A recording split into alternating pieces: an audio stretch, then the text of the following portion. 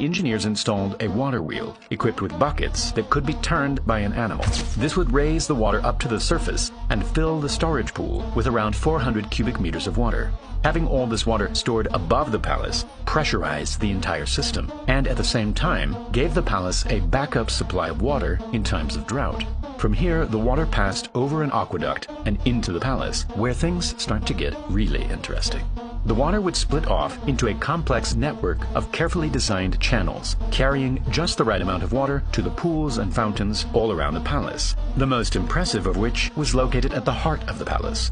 Built in the 14th century, it featured 12 lions that each shot out a jet of water to show what time of day it was. In a controlled sequence, the lions would activate hour by hour until all of them were spouting out water by midday. The system would then reset itself and the process would start again. But how was this possible with medieval technology?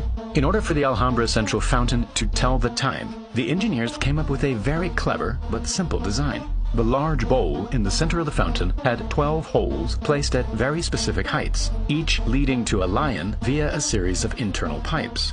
A central pipe would fill the bowl at a slow and constant rate, causing the water level to rise and activate the lions one by one. The holes were so precisely calculated and the water supply was so constant that it would take exactly 1 hour to reach the next hole. After 12 hours, the bowl would be full of water, and a clever siphon inside the bowl would reset the system naturally.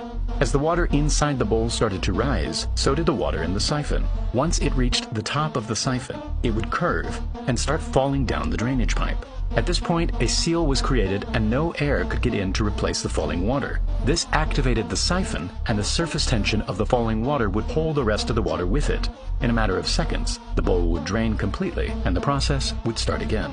The water from the lions would exit via 4 shallow channels in the ground and continue on throughout the palace, eventually reaching another engineering marvel, the thermal baths.